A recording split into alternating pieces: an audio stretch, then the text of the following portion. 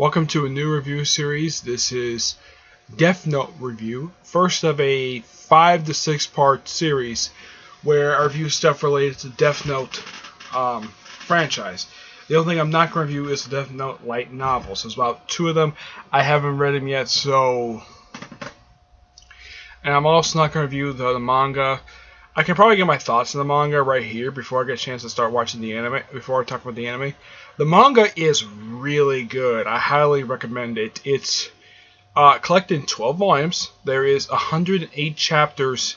It's only 108 chapters, which makes this the shortest manga I've ever actually read. And I read this in a period of roughly a week. Yeah, it was a week that I read this particular series. Now, Death Note was actually, get this, it is the first manga series that had a writer and an artist who are actually two different people. Because normally manga is done by one person, the writing and artwork is done by one person.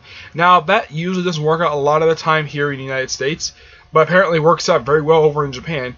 Now, Death Note was done by 2 people, and these 2 people are Tasami Chisakumi Ohibiya, Takashi Takishiya Obatiya. I'm sorry if I mispronounce your names, but you did a very good job with this manga. I mean, the one thing that kept me interested throughout every single chapter was the dialogue. Yeah, the dialogue was fantastic, and the artwork was gorgeous. And, but when it comes to the anime did a fantastic job adapting this thing. Now, unlike here, where a lot of the time when you see adaptations for, let's say, a cartoon, sometimes they tend to stray away from the source material. This one pays very good respect to the source material. There's very, very little change. Visually wise, there is no change at all. Not necessarily no. They do keep a lot of the dialogue from the actual manga there. Except that I watched the dub version of this thing. I didn't watch the sub, so I'm not sure how it is there. But in the dub, no addressing show with honorifics. So there's that. And that each character looks exactly the way they do in the manga. Though there is some minor changes here and there. Like, there are scenes of the Shigami world. I don't remember this showing up in the manga at all. I mean, yeah, they actually Shigami world, which I don't remember this thing actually being shown in the manga. And of how Ryu got to the human world.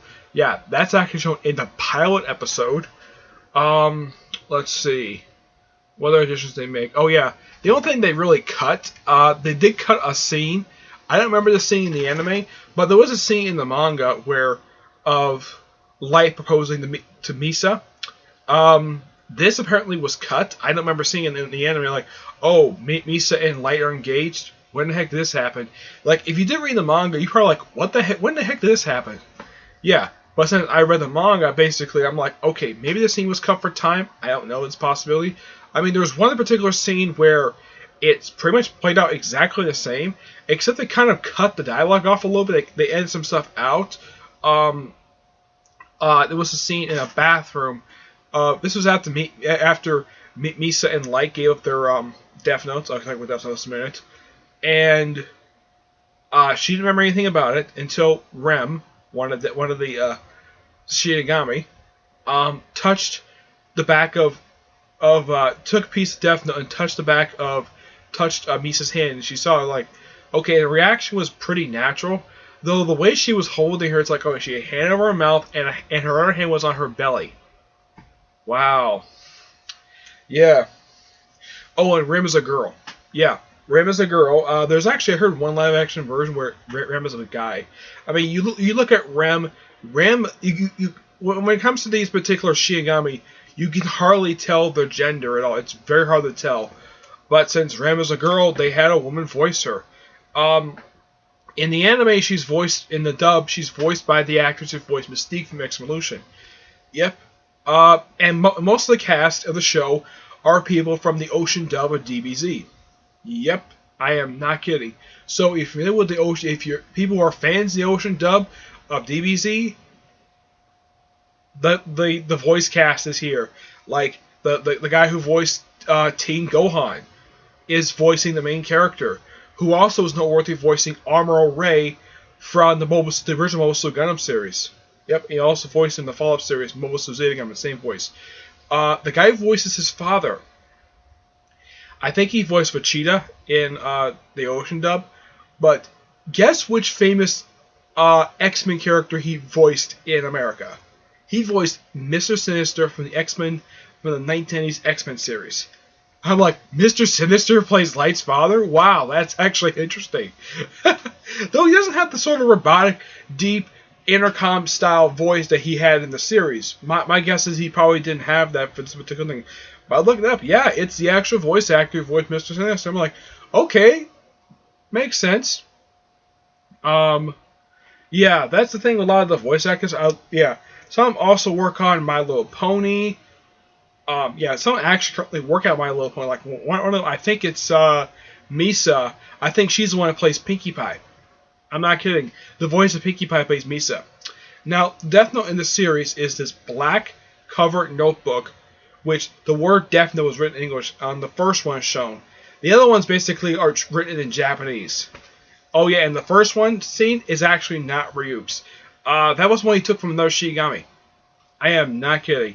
It turns out this particular Death Note, the original Death Note, the one seen throughout most of the series before he disappeared, is responsible. Now, in the Death Note, the way it's explained, you write a name down, and within 40 seconds, the person, unless you write the cause of death, the person dies of heart attack right then and there. And when Light had the book, he caused the deaths of over 1,000 criminals. I mean, heck, he probably has killed more people with that book than the Punisher was killed with a machine gun or with explosives. I am not kidding. And I'm watching this, I'm like, who the heck is the main villain of the series? I mean, it's kind of weird that the main protagonist of the series, Light, is also the main villain. It's quite unusual for the series. And he does have a love interest, though the relationship is one-sided. Misa is in love with him, but he has nothing. He's not in love with her at all. Despite the fact he did kiss her once, and he also proposed to her. The woman he actually is in love with is basically became a news anchor, basically his college girlfriend. Yeah, it's implied that he has a thing for her, but not for Misa. Misa, look at Misa in the anime. She's a pretty thin woman, and some might say she might have a flat chest, but I have nothing to brag about. I don't have an opinion when it comes to a woman's chest, okay? That's the way she looks in the anime. But she's a stunning woman, and she's a few years older than Light. Yeah, that's a bit unusual, basically, when she first meets Light. Light is just into college when she first meets him, and now, when the anime first... Now, they did make one major change from the anime, from the manga to anime. In the manga, it starts out in 2003. In the anime, it starts out basically the year the anime aired, which was 2006. The show aired from 2006 to 2007, but they started dubbing the show roughly with 2007 and 2008. Yeah, it's a pretty short series. It's only 37 episodes, which makes this the shortest anime I've ever sat through. Though it took me a little over a week to get through it because I was procrastinating, I was distracted by everything, so I reading comic books, stuff like that. Yeah, so I was kind of delayed with the series, but I got it done last night. Yep, I got it done. Rem is probably one of the most interesting character. My favorite character of the whole series is actually not Light. I love Ryuk. He is so interesting. I just don't like the fact that there's a point in time he just disappears. Now, the first time he disappears, I expected that because that happened in the manga. The second time he disappears, I'm like, okay, where the heck is Ryuk? Seriously. Okay, he disappears for about 10 episodes. He disappears, like, in one particular episode when he used Kira's spokesperson. This is after they killed off the original L in episode 25. Yeah, L gets killed off in episode 25, along with Whammy, I think his name is. And they replace L with two characters, Nier and Mello. Mello is this guy who dresses like who basically thinks he's a woman, with his midriff shirt. I mean, you look at him, he looks like a woman. I am not kidding. That's the way the artist draws Mello. Nier is basically, I mean, he acts a lot like the original Light, and he's a kid and he has got different color hair. The original L had black hair. The Nier has got silver hair. Mello is a blonde. Oh yeah, and there's also one point where he kidnaps the second spokesperson for Kira. Yeah, yeah. Basically, light the public knowledge. Basically, he's called Kira, and a lot of his work gets praised. Yeah. Now, when the show jumps ahead for its, I think it's like a 6-year time jump. They jump ahead to 2012. In the manga, I think they jump ahead to 2008. Excuse me. Yeah. But largely enough, I would say the only episode that strays so far from the manga is the final episode. The final episode, you probably think, oh, it's an adaptation of the final chapter of the series. No, it isn't. It actually changes the ending a bit. Basically, Light escapes from the warehouse, like in the manga, where he actually doesn't escape. He actually is in the actual warehouse itself. So there's that. Oh yeah, and I also point out though that this series, for 37 episodes long, had 2 opening themes. The first opening theme lasted for the first, like, roughly, I'd say, first 18 episodes, and then started episode 19 up to the final episode. It's like the first episode was like very, very interesting, and then like this new one is like the visuals. It's like you're going through a drug trip with all these visuals. Like, sweet Jesus, like Elle spinning around on the chair, or and Ryuk has this thing for apples. Apparently, it's addictive as cocaine. It's addictive as like smoking. Yeah, he's obsessed with apples, which I think is so funny. Rem apparently doesn't eat apples. Oh yeah, and here's the weird thing. They did have Rem basically give Misa an apple from the Shigami world, and it's sand. Not kidding. It's sand. And I'm thinking, yeah, and here's the thing about they reveal in the series basically with the Shigami. They're all lazy. All they do is sleep and gamble. That's it. They prefer not to use Death Note at all. Yeah, it's the theory in the series that they're kind of indirectly responsible for the world the way it is, because they don't kill as often as they should. Yeah, and in the final episode, basically, yeah, it kind of plays out a lot like it does in the manga, where it implies, oh, maybe Light wins. Nope, Nier wins, and Metal himself does die. The new sacred woman who is also Light's girlfriend, yeah, kills her. She kills him with a Death Note. Yeah, this is of course after he had her stripped butt ass naked. Not kidding. Yeah, one thing I can praise the animators for is the fact they don't show her in the nude. Yeah, because in the manga she doesn't go nude. You don't see her butt naked, and she's covered with a towel the whole time, which got at least praised Miller for his decency. But even the manga, this particular kidnapping makes no sense. Okay, he kidnaps her, and then he orders her to strip and put on a blanket. It's not revealed exactly what he wants to do with her. Maybe he wants to rape her. I don't know. It's completely unusual. And Mello at this point, originally he looked like a very handsome guy, and then after an incident where he was defeated, where all of his associates were killed, he survived somehow, and he got his face scarred up. And then he shows up basically with the only female member of Spec, a special provision for Kira, which sort of an alternate to the Kira investigative team. Excuse me. Where the group consists of about 4 people. You have Nier, 2 guys, and a woman. A woman who, at one point, when you first see her, she's taking a shower. Not kidding. And then she gets out of the shower, and then when she walks out, there's Mello with a gun pointed at her head. I'm like, okay, when he get in his apartment, yeah, it's a big plot hole. Heck, even the manga doesn't bother to explain this. I think the whole point of this scene is just, oh, we got this smoking hot woman here. Let's just show her in the shower for just absolutely no reason. Yeah, it's implied the fact you can see some, like, possible nudity in this particular scene. But it's like they don't go all the way with it. Yeah. Misa, for some reason, you don't see her, like, do anything with Light. I mean, you do see her, like, sit in Light's lap. You see her just holding his arm on him or something like that. Yeah, that's the thing with Misa. I kind of thought maybe that at one point they would have a scene where maybe Misa and Light probably did it one night and didn't tell anybody about it. But as far as now, even the manga, they didn't do this at all. This would have been interesting. especially since Misa had a thing for him. Like, okay, I have this popular woman who has got a thing for me. Maybe I should bed her. He doesn't do that. Apparently, he's not interested in sex at all. That's the weird thing about Light. He's not interested in sex. And yet, other characters basically I've seen, yeah, they do have some interest in sex, but it's like they don't think about it. It's like for Light, he all he cares about is killing people a lot. Yeah, and there's at one point when he gives up the Death Note, and he acts like he just lost his memory. And then when he touches Death Note, he gets all his memory just swirling right back to his head, just like that. Yeah, a lot of the stuff basically like. Yeah.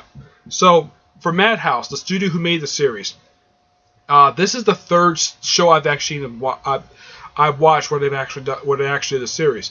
The first one I watched was the Iron Man anime. Yep, they did that one, and they did a really good job with that one. Next one was the 2011 Hunter x Hunter series, which I have never reviewed. You can check it here in this very channel. And basically, Death Note's the third one I've actually watched. Also, Death Note is the fourth one that takes place in the real world. The first one I ever watched, basically, where it does do that, is Yu-Gi-Oh! Yep.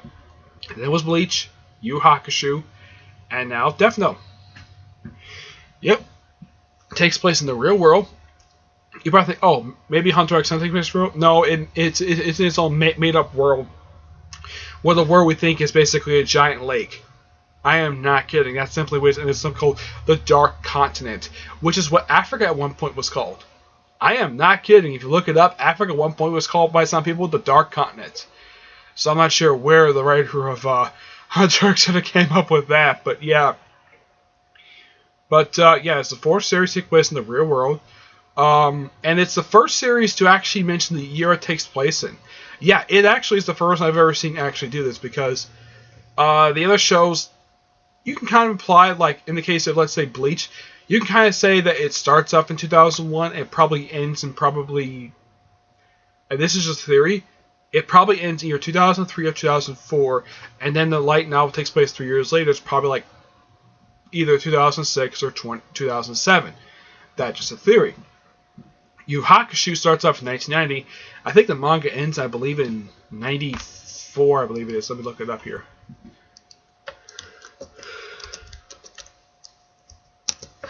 Okay, the manga ends in, I know it starts in 1990. It ends in 1994. So, yeah. Even the manga probably ended in 1994. It could have ended probably a little bit earlier than that. Probably you could probably have the whole series take place a period of like a year, and you had the 3-year jump, because that series had like very consistent storylines, or like a month may pass by. But you could have, oh yeah, maybe the series ended probably like in mid-late 90s, probably per se. But Yu-Gi-Oh! They don't specifically say what year it is at all in that series. Not even any of the other series they possibly tell what year it is.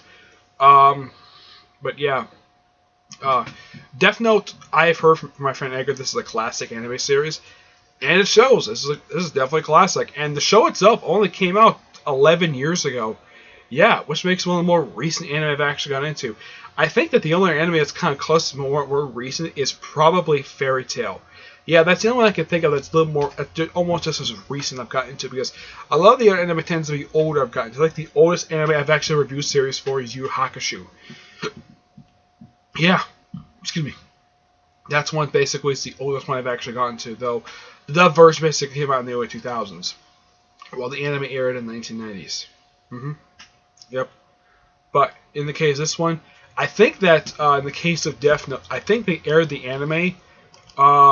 Let's see, they aired the anime in 2006, which was, yeah, they pretty much aired the anime like, from looking at this, it looked like they started airing the series like 5 months after the manga series ended, which is a bit unusual for a series to do. At least in the case of other series I've watched, they actually aired the series during when the anime was being published.